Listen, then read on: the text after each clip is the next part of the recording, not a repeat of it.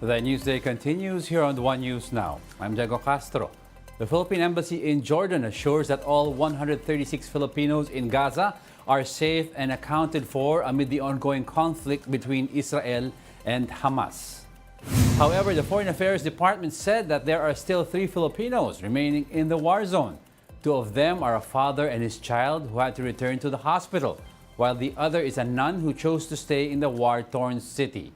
Philippine Ambassador to Jordan, Wilfredo Santos, told a big story that almost half of Filipinos in Gaza are minors, with the youngest just 18 days old. He urged the repatriates to ready their documents as they await the opening of the Rafah border crossing for a safe exit to Egypt.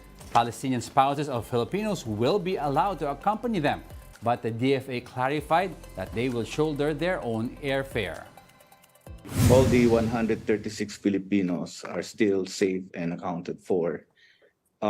Majority of our nationals in Gaza are actually resident Filipinos who are married to Palestinians. We're still waiting for the signal for the Rafah border crossing to open to allow the safe passage of foreigners, including Filipinos, to exit Gaza to Egypt. Santos also noted that Filipinos in Gaza have been facing shortages in food, water, and electricity, and that while there has been humanitarian aid arriving in the area, these are still limited in numbers. We are heartened by the agreement reached by the United States, Egypt, and Israel to allow humanitarian aid to enter Gaza from Egypt, and the trucks bringing this food, medicine, and water is continuing, but of course in limited numbers. A total of 62 Filipinos, including 2 infants, have so far returned to the Philippines from Israel. Another batch of repatriates is expected to leave Israel today. About 120 more have requested government assistance to return home to the Philippines amid the ongoing war. There's also a voluntary repatriation program underway in Lebanon, where some 17,500 Filipino workers live. In other news, the Office of the Ombudsman has filed graft and technical malversation charges against former Health Secretary and now Iloilo Representative Janet Garin. These charges are over the purchase of 3.5 billion pesos worth of the dengue vaccine, Dengvaxia, back in 2016.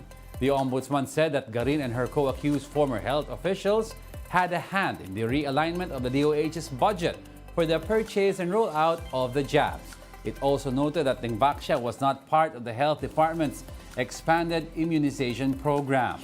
In a statement, Garin says they see this case as an opportunity to finally put an end to the long-standing issue that apparently continues to haunt them.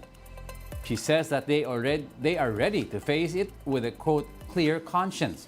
Garin's also confident that their, quote, sound exercise of discretion, which he says is backed by hard science, will disprove the allegations. We'll be back with more stories after the break. Keep it here on One News.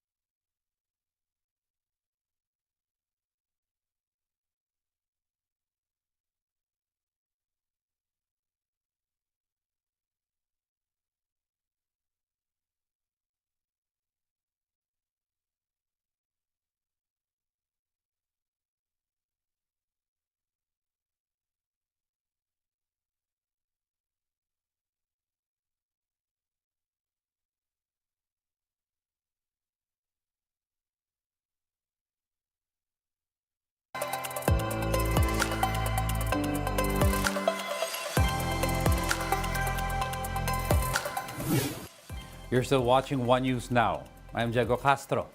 Because of the heavy traffic in the metro, the MMDA is thinking of scrapping the window hours being used by motorists on coding day. Currently, motorists on coding day are allowed to travel during window hours, set at 10 a.m. to 5 p.m. But if the MMDA decides to lift the window hours, all vehicles affected by the number coding can no longer be used from 7 a.m. to 7 p.m. 15 roads are covered in the proposed removal of the window hours for coding. These roads are now flashed on your screens. There's still no exact date when this plan will take effect, but the resolution for this has already been approved by the Metro Manila Council back on October 16.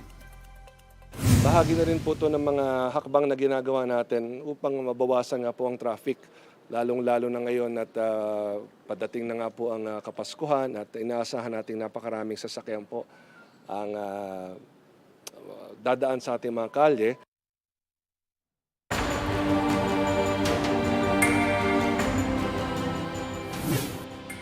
We're down to our last 4 days before the Barangay and Sangguniang Kabataan elections. And here are the biggest stories we're watching this campaign period. Authorities nab a woman in Navotas over alleged vote buying. Local police receive a tip and storm a warehouse where about 200 registered voters lined up. The woman was caught red-handed distributing envelopes containing up to 500 pesos. Authorities seized nearly 400 envelopes, which contained a total amount of over 363,000 pesos. The Comelec and Navotas police are now looking into the incident.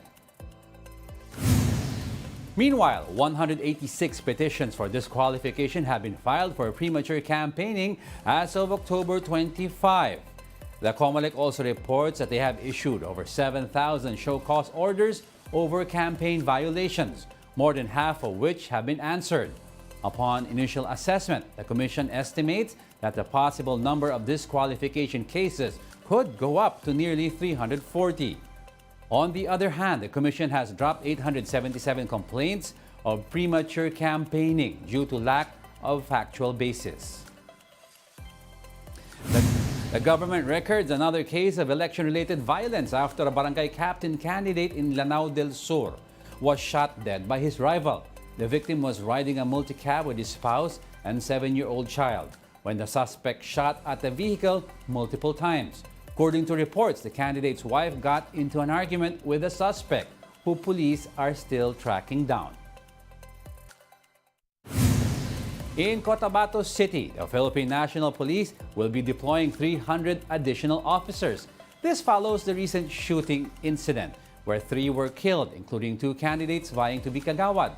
Aside from additional police officers, members of the Special Action Force and Philippine Marines have been assigned to the city. Checkpoints are also established at the city's borders. Meanwhile, the local election office in Negros Oriental will be implementing a curfew. This will run from 10 p.m. to 4 a.m. starting October 28 until the end of the month. The province remains under Comelec control. Comelec also reassures the public that their precinct finder website is not vulnerable to hackers. Whole Body Chairman George Garcia said they delayed opening the site for 3 weeks to secure confirmation from the DICT that the voters' data would not be compromised. Recall that Comelec recorded no less than 36,000 attempts of hacking against their precinct finder website for the 2022 elections. And those are the top stories of the hour. Join us again at 11:15 a.m. as we continue to monitor the day's biggest stories. I'm Diego Castro. We are One News, all sides, all the time.